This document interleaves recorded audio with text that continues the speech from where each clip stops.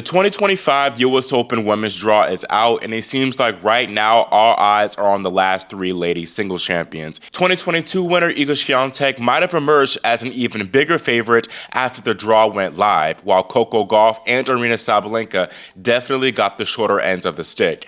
I'll preview the draw and predict who I think will reign in the Big Apple by the end of the fortnight. What's up? It's Christian Bass Night here, and welcome to Christian's Court, where I cover tennis from all angles. If you haven't yet already, make sure you subscribe and click the notification bell so you're notified whenever I post new content.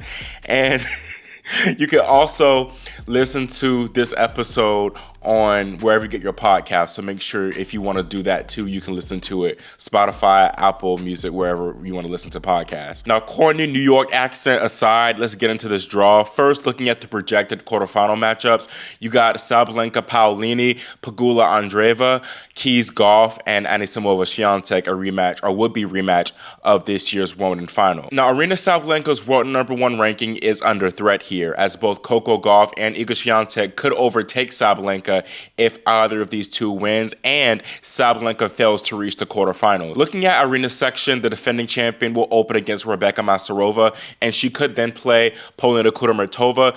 Sabalenka has played both Masarova and Kudermetova this season, and both of those two push Sabalenka in relatively tight matches, although Aryna should still clear both these two women if she faces Kudermetova as well in the second round. Sabalenka could also face Leylah Fernandez in the third round, who won DC. Fernandez also beat Sabalenka the last time they played here in 2021, infamously in the semifinals. Now, I think Sabalenka's biggest threat here is going to be Clara Tauson, the 14th seed. The Danish woman not only beat Sabalenka in Dubai earlier this year, but she's been in solid form lately, even beating Iga Swiatek en route to the Montreal semifinals. Although Clara has a pretty interesting opening round test in lefty Alex Ayala, who won the girls' title here in New York back in 2022.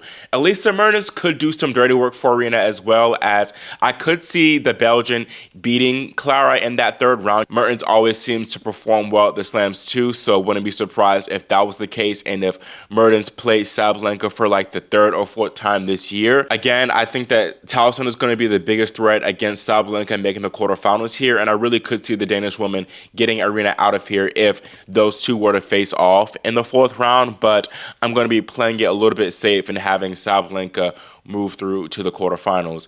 Next is Jasmine Paolini's section, and at the top is Elena Rybakina, who is currently in good form. She reached 3 semifinals in the North American hardcourt swing in DC, Montreal, and Cincinnati, and she will open against 16-year-old American wildcard Julia Pareja. Now, the thing is, Rybakina has never made it to the second week at the US Open, and I don't think that she really honestly likes playing at this slam. Rybakina's draw isn't the easiest either, as she would likely have either Emma Raducanu or Veronika Kudermetova in the third round. So, and I can honestly see either of those two women get her out of there. I think while Raducanu only won a single game the lone time that she played Rybakina in 2022, I think that right now she's a different player compared to then, and I can see her really make a deep run. And then Kudermetova, she just is coming off a deep run, making the Cincinnati semifinals. Then looking down below, Cincy finalist Jasmine Paolini, I think she has a solid draw. She could face 17-year-old Iva Jovic in the second round. The Italian could then have a tricky third round opponent in either Magda Linette, McCartney Kessler, or Marketa Vondrousova. I don't know how to feel about Paolini's title prospects, to be honest. I can see really all three of those players, Linette, Kessler, and Kudermetova, take her out in the third round. And I honestly think that might happen. She'll fall in the third round. Rybakina on paper should be the favorite to come through here, but again, I just am doubting her chances of going deep due to her, again, not really enjoying the conditions here at the US Open, at least in the past years. I'm also wondering whether those deep runs in DC, Montreal, and Cincy could catch up to her here in New York. I know this one is going to be a controversial pick, but I'm actually going to be having Raducanu come through and make the quarterfinals. I feel like she's been trending in the right direction. I've been hyping her up recently. And again, while Sabalenka was pretty off in that Cincinnati third round match, Emma was very impressive, and I think that she's been getting a rough go at it with the draws. Considering that she's unseeded, the draw isn't terrible, and again, I think this could be her chance to really have a decent run at a major for the first time, really since winning the US Open in 2021. Last year's finalist Jessica Pegula, she has been blessed with a great draw, or at least a solid draw, which is what she needed considering how she's been struggling with her form lately.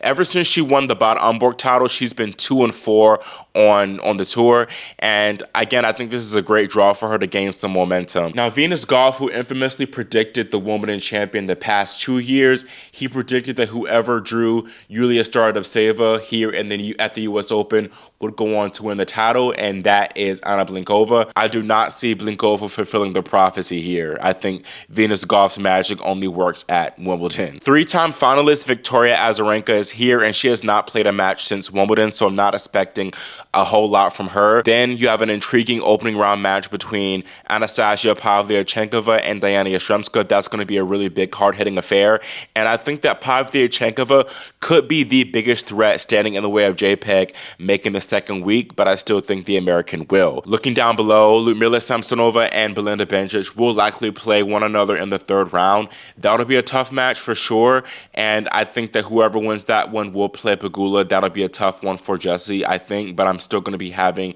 JPEG move through to the Elite 8 here in New York. Moving on to Mira Andreeva's section, I think this is definitely the toughest section for me to pick. Andreeva and Navarro are the top 2 seeds here in this section, but the most informed player here right now is Victoria Mboko, who won Montreal. Mboko has a very interesting opening round test and Barbora Krejcikova. Krejcikova did get a few solid wins in Cincinnati before meekly going out to Jasmine Paolini due to health concerns, but I think that Krejcikova still might have a solid chance at getting the upset over the 18-year-old Canadian, considering how there could be concerns with Mboko and that wrist, as she did have her wrist strapped up and taped up during her practice sessions thus far in New York. Also, keep an eye out on lefty Olga Danilovic, a potential second-round opponent for Mboko here. Emma Navarro, she is last year's semifinalist, so she's going to be defending a lot of points here, although the American is pretty low on form right now, and she's riding a 3-match losing streak, recently falling to Alicia Parks in Monterrey. Katie McNally, another American, I think could get her out of there. I think she will get her out of there in the second round if those two were to face off. Katie, she was on a 12-match win streak after she lost to Iga Swiatek in the Wimbledon second round. You also have Latvian Jelena Ostapenko there in the bottom half. You really never know what to expect from her. I could see Taylor Townsend taking Ostapenko out in that second round for sure. And then, of course, the 5th seed Andreeva, there are big question marks surrounding her as she was forced out of Cincinnati, or she did not play Cincinnati due to a left ankle/foot issue she sustained in Montreal. Mira opens against Alicia Parks, who is playing great right now in Monterrey, where she made her biggest career semifinal, defeating Navarro en route. Although I do expect Parks to struggle when she comes to New York for the US Open due to that transition from the high altitude in Mexico to the flat terrain of New York City. Anastasia Potapova is a potential second round opponent for Andreeva, but I don't know. The thing about Potapova, she just doesn't really do much at all. So I think that Andreeva, she should still be fine to go through. Again, this is a really tough section for me to pick because so many players, there's just so many question marks surrounding them. Wouldn't be surprised if we had an unseeded player like Krejcikova or maybe Danilovic or even maybe Townsend come through here. But I'm going to be going with the player in the best form, and that is Victoria Mboko, despite those risk concerns. So I'm going to be having her make the quarterfinal. Looking down in the bottom half of the draw, Madison Keys is up top here, and I think she has a solid section. She should reach the second week. She could play against Petra Kvitova in the second round, who will be playing her final ever tournament. Maddie is projected to face Marta Kostyuk in the third round, although Marta has an interesting opening round test in Katie Bolter, although Bolter hasn't been in the best form this season. However, Kostyuk, she has physical question marks surrounding her as she was forced to give a walkover to Iga Swiatek in Cincinnati due to a wrist injury. Keys is projected to face Karolina Muchova in the fourth round. Karolina, she is a 2-time U.S. Open semifinalist, back-to-back U.S. Open semifinalist, and she opens against the legend Venus Williams. Venus and Karolina played one another in the 2020 U.S. Open opening round, and Muchova won that match, and I see the Czech woman winning this one in straight sets. sets as well. Linda Noskova also looms here, as does Eva Lise and Sorana Cirstea, who is currently in the Cleveland semifinals after knocking out the top seed Ludmila Samsonova. Muchova will probably be Maddie's biggest threat here, to be honest, and she was so close to beating the American Muchova was when they played in Montreal not too long ago. She in fact had 2 match points over Keys before Maddie stormed back to win 7-5 in the third set. I think that while Carolina has been improving her form lately, she's still kind of unreliable and just does not have the confidence as years prior. And I actually might have Noskova take her spot to face off against Keys in the round of 16, but I still am going to be having Maddie move through to the quarterfinals. While on the topic of Americans, Coco Gauff's section is next to look at, and at the top we have Daria Kasatkina, who has actually never lost to Coco in 3 previous meetings, but the bigger threat here in that top part is for sure Naomi Osaka, who is in solid form right now, making the Montreal final recently. And Naomi is also going to be seated here at a slam for the first time since the 2022 Australian Open.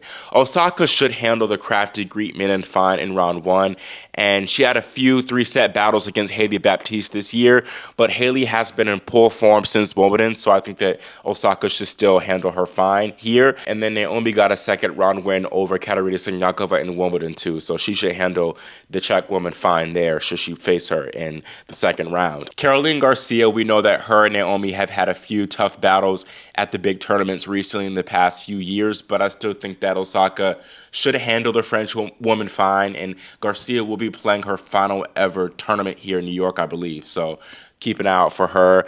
I think that Osaka should also handle Kasatkina fine too. And yeah, I'm going to be having Osaka make the second week. Now, there are a lot of question marks surrounding Coco Gauff right now, and she had a big coaching shakeup like yesterday, a few days ago, when she let go of Matt Daly and brought in Gavin McMillan, a biomechanical coach, to really tackle that serve, which has been giving Gauff fits throughout this North American hardcourt swing.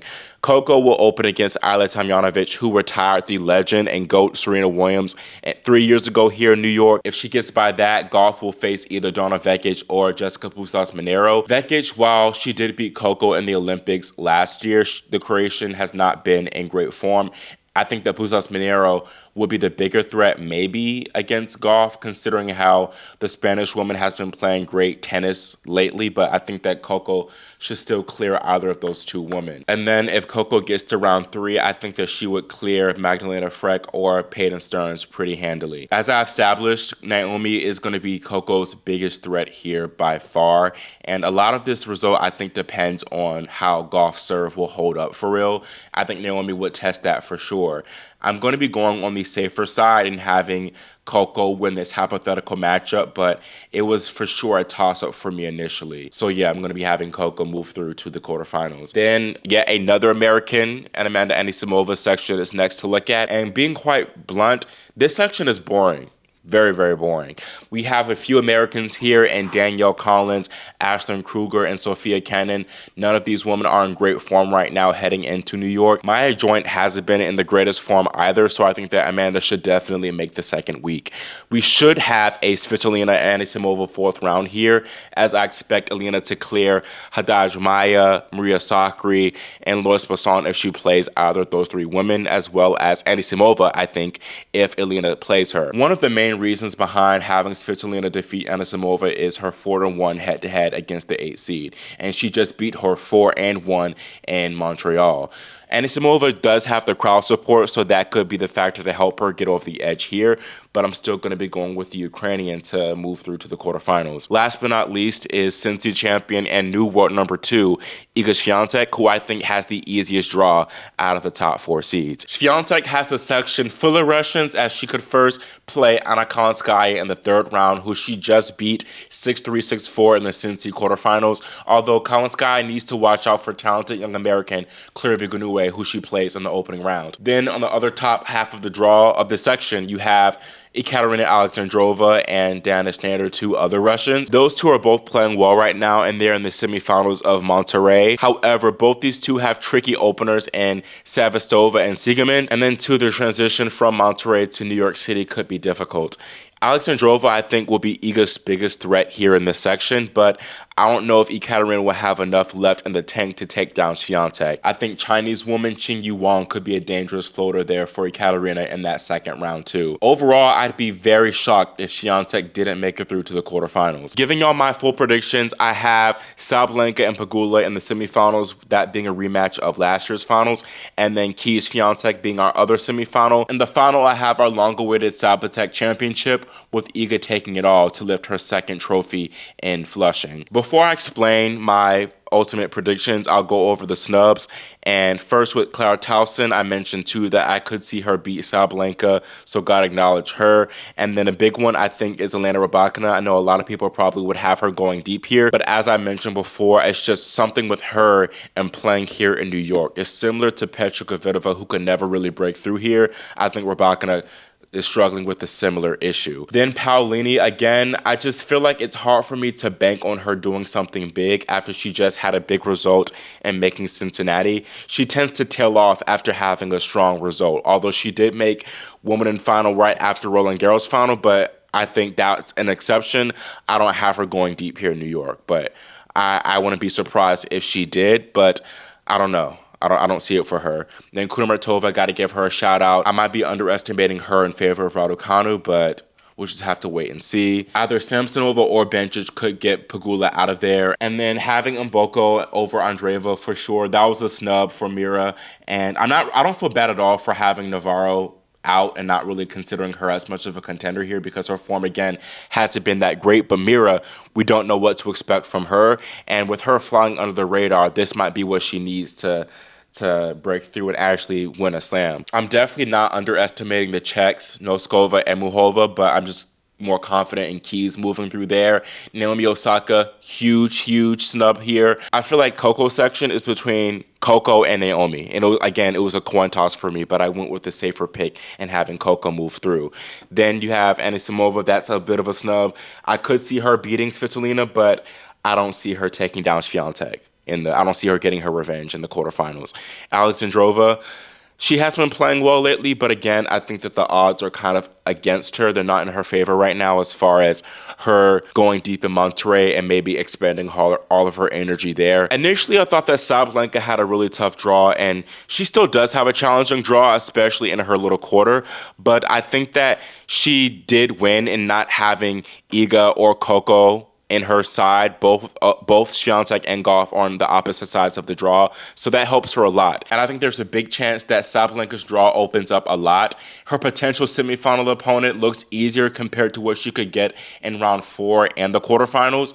I'm not really that confident at all in the Pegula pick, being honest, and there are question marks, again, surrounding Vicky M and Mira Andreeva.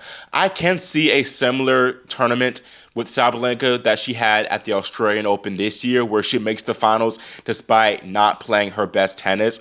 And I don't anticipate her playing her best tennis here because her form in Cincinnati just looked really shaky. And I think that she needed at least one more tournament to round out the kinks before coming in and trying to defend her title. But I think that the draw will be fine enough, again, for her to make the final. Honestly, this might be a controversial take, but I think that right now, Coco might be the biggest threat to Iga in that bottom half of the draw, maybe the entire tournament. Now, that's not including Elena Ostapenko. I picture Coco being a bigger threat compared to Keys because I think that right now, Swiatek, I'm not saying that she's 100% full bulletproof against big hitters like on the faster surfaces, but she has gotten so used to playing these type of opponents from her Wimbledon run and her Cincinnati Open run to where I don't think it would faze her as much. And I think that I would definitely put the edge in Swiatek's side to get even more revenge from that Australian Open semifinal loss. Now, I did have Keys over Coco in that quarterfinal because while I do think the biomechanic can help Gauff for sure for this tournament, I think it'll take time before we see the true fruits of their labor pay off. So I'm not expecting Coco to completely get rid of those double faults here. I think that we still will see matches where Coco hits 10 plus double faults, and I think that that'll ultimately hurt her here in New York. But if Coco keeps the double faults under wrap, she can win the tournament. I think she can win the tournament if she does, but it's a big if right now, and that's ultimately why I'm having Swiatek move through to the final. And ultimately, I'm going to be having Swiatek over Sabalenka because it's simply based off of form right now. And I'm not that confident in Sabalenka being able to not only, elevate her level, but get over the mental block of losing 2 slam finals in a row. I don't know if I see it. I don't know if she'll be determined enough to put all that past her and win. And I said this right after Iga won her semifinal against Aryna Sabalenka, that she was the favorite in my eyes. So with this draw too helping her, and with her biggest ops in Sabalenka and Gauff not being in the best form, I see a clear path to her winning her second U.S. Open title. Now, quickly playing devil's advocate, I mentioned this too after she won Cincinnati, but Iga, I think she could feel pressure knowing that she is the favorite. And a big reason why she played so well at Wimbledon is because she had little to no pressure or expectation behind her. Now, a lot of people are going to be considering her the favorite, including myself. So we'll see if she rises under the pressure or folds. So that could be something too. I think that perhaps Iga might beat herself and have one of those matches like we saw last year with Pegula in the quarterfinal where her forehand does go awry. So we'll just have to wait and see. I don't think that'll happen. And if it does happen, I think that she'll control it enough like she did in 2022 and still win the title despite not playing her A-level tennis. That is all I have for this U.S. Open Women's preview and prediction video, and let me know in the comments who you think will take the title and if you agree with me having Swiatek win for a second time in Flushing. If not, who do you think will win the comments? Again, make sure you subscribe and click that notification bell so you are notified whenever I post my Open men's preview and prediction video too. Thank you all so much for watching and for your support, and I will see you all next time here on Christian's Court.